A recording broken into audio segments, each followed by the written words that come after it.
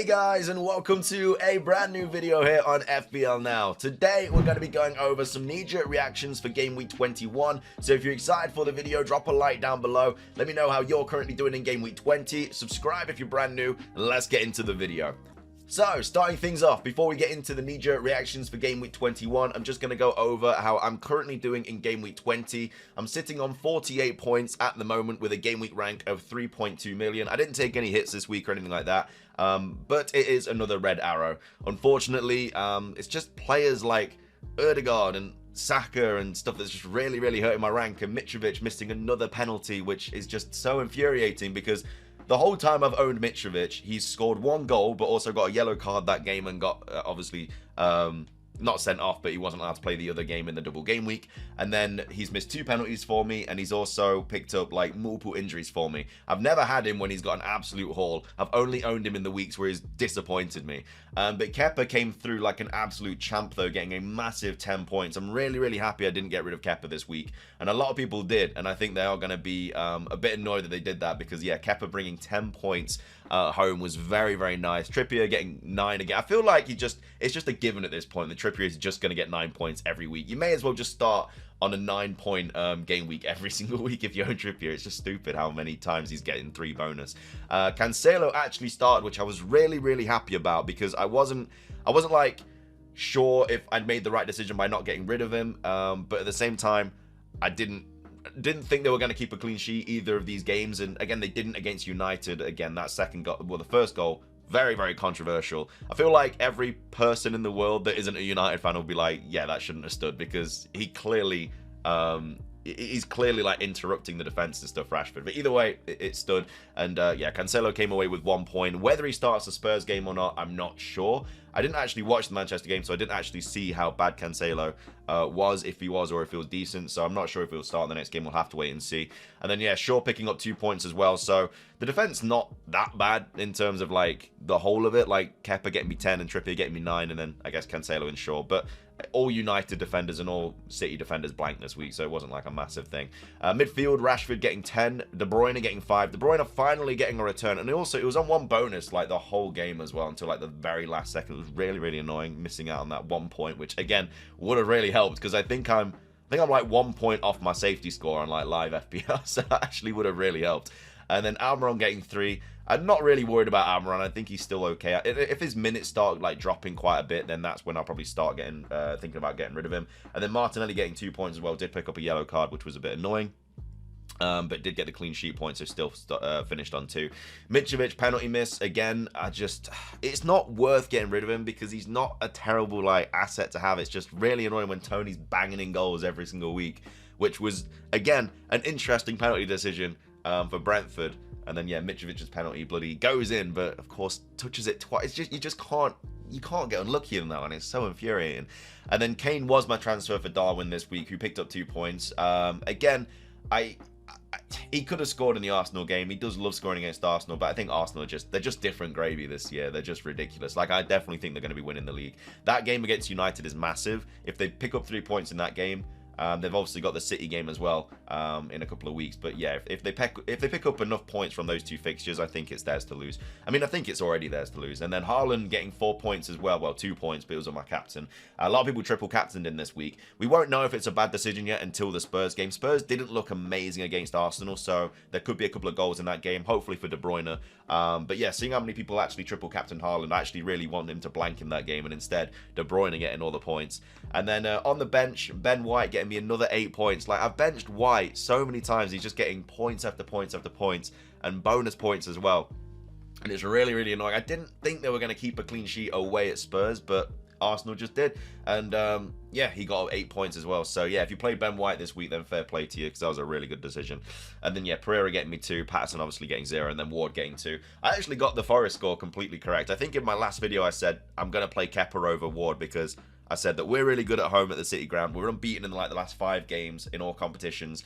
And I said, I think we're going to win about 2-0 or something. That's exactly what happened. I mean, Leicester had 2 really, really good chances, don't get me wrong. But very nice to see a 2-0 win there for Forest, and puts us up to 13th, which I'm very happy about. But yeah, currently on 48 points with how many players left to play? Cancelo, maybe, unless he gets benched. So potentially 1, 2, 3, 4, 5, 6 players left. So not too bad. My captain's still to play as well. I just really need De Bruyne to haul against Spurs. I really, really need him to, because that's going to really, really benefit my rank.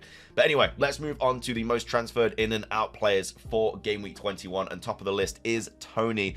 Again, Tony's just kind of shrouded in mystery, like what's going to happen with the whole betting scandal. Like, some Brentford fans think that nothing's going to happen, but on the other side, like, he could easily get banned at any minute. So he was supposed to give like a response by like the 4th of January. I don't even know if he did. Like, the fixtures for Brentford are really, really good, and I would bring him in, but it's just so much like uncertainty around him, so I just don't know really what to do with him. But again, he's being brought in by a lot of people. Fair play, he has been scoring, he's getting penalties, he's on penalties obviously as well, so you know, I understand that, but I don't know, I think there's just the uncertainty is kind of putting me off a little bit. And then, yeah, Rashford also being brought in by a lot of people. I mean, after this Arsenal game, they've got some really, really nice fixtures coming up. And even, I think Liverpool away, I think United will smash them. I generally think United will smash them. The way that Liverpool are playing right now, I honestly think United will win that game like 3-0, which is crazy to think like 2 years ago it was Liverpool winning like 4-0 or whatever. But yeah, it's just how it works.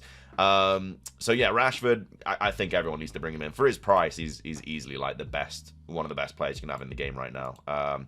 March as well, I think I would probably hold off bringing in Brighton players, just because I know they can blank soon. There's like a lot of talk about them being blanked and stuff, but March for 5.1 mil is not bad. But again, I think it might be a little bit knee-jerky just from his last 2 games, because if we don't take into account the 13-pointer, he didn't get any returns for a while. So again, I think he's playing a little bit more forward, which obviously is helping. Trossard, never going to play for Brighton again. I think that's kind of understood now. I don't even think he's in the UK at the moment, so that's obviously helping him out as well.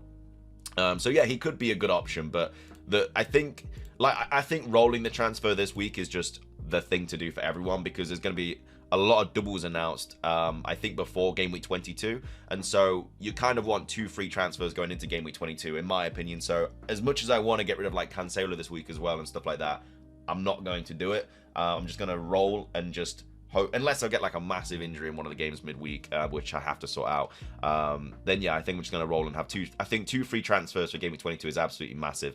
Also, Ødegaard is someone that I'm definitely going to want to bring in. Like, I'm 1000% bringing in Ødegaard. I just don't think it's worth bringing him in this week. Like, he's got United at home, which is a tough fixture. But then he's obviously got Everton, and then he's got the double. Like, I'm bringing him in for what I'm probably gonna do is take Cancelo out for like a 5 mil defender, and then bring in Ødegaard for Andreas Pereira, and then have him for the double and stuff, and then just have him for all these fixtures. I think that's what I'm gonna do. I don't have enough for Saka, but Ødegaard I think is still an amazing option anyway. So I think that's what I'm gonna do. But I kind of want to see where the doubles are and stuff, which may potentially change my mind on which defender I bring in and stuff. So just want the most information as I can possibly get. But yeah, Ødegaard, really, really good option. But I don't think Man United at home is the fixture to bring him in on. But either way, yeah, really good option for his price point. And then Shaw, another player that had been brought in by 80-odd thousand people. Yeah, I mean, United potentially could double again. I think that's why a lot of people are bringing him in. Yeah, really, really good options here on the most transferred in this week. Bar Tony, there's just a little bit of uncertainty around him. Moving on to the most transferred out players this week, and yeah, Trossard, number 1. You know, personal reasons. Expected back 21st of Jan. He's not even in the UK at the moment. He's completely fell out with the manager. I think the manager said he's never playing him again or something like that. So I think he's just going to try and get a transfer in January. But yeah, he's not even living in the UK at the moment. I think he's literally got on a plane. So if he's not in the country, he ain't going to be playing. So yeah, Trossard, if you got him, easy sell. I mean, for around that price point, you're lucky, because there's a lot of good options you can bring in. If you don't have Rashford, you bring him in. You don't have Ødegaard, you bring him in. You can always downgrade to a different Brighton player if you want to, like a March or something, get a lot more money. Mitrovic, another player that's been transferred out by a lot of people. Again, I don't think it's like super needed, because after the Tottenham and the Chelsea game, like, he's got Forest. Okay, Brighton away is going to be tough, and then Wolves at home, and then Brentford. I mean, he could easily bag a couple of goals in those games. Yeah, I mean, if there are other options that you want to bring in like instead, then I completely understand that, because I don't think Fulham are going to be doubling anytime soon. I think they've actually played all their games that they need to, apart from like 1 maybe. So yeah, I understand, but he's on penalties. You know, he could come good. I think he's just been a little bit infuriating to own recently, with the whole like getting the yellow card for the double, and then obviously the penalty miss, and then the other penalty miss as well. So I think it's very knee-jerky getting rid of him. I think a lot of people are just going from Mitrovic to Tony. And then Salah, another player that has been transferred about a lot of people. I'm guessing people are just switching to De Bruyne maybe, just because obviously the double coming up for Man City. And yeah, Liverpool just absolutely look terrible at the moment. I mean, their fixtures aren't that bad. They've got Wolves and Everton coming up, Crystal Palace, Bournemouth, Fulham, but for that price point, I mean, they've just got so many injuries, and yeah, they just look all over the place. And then Darwin as well, another player that, you know, 50% chance of playing. He might play the next game, but again, I don't want to go anywhere near Darwin Núñez again. Even if they get a double, I don't see the point because he just can't finish his dinner. And then Martinelli, which I'm quite interested at. I mean, I guess a lot of people are switching him out for Odegaard, but I don't think you really need to. I think Martinelli is still a really, really good option. Yeah, he hasn't returned in like the last couple of games, but you know, he's a starter for Arsenal, and he's only 6.8 mil, and probably a lot cheaper than that when you bought him in. So I don't see the point getting rid of him. I'd just double up on Arsenal. I'd just go Martinelli and Odegaard, or Martinelli and Saka, or I mean, you could go Odegaard and Saka if you wanted to, but I guess it's just personal preference, really. But I think Martinelli and Odegaard are both on like set pieces as well, so you know, it's honestly just personal preference. But anyway, they are the most transferred in and out players for Game Week 21. I hope you guys enjoyed the video. If you did, please do consider hitting the like button down below. It really does help out. Leave a comment again. How are you currently getting on in Game Week 20? What transfers you're thinking of making for Game Week 21? But yeah, that's everything from me. Subscribe if you're brand new. Ring the notification bell. And until next time, have a good day and peace.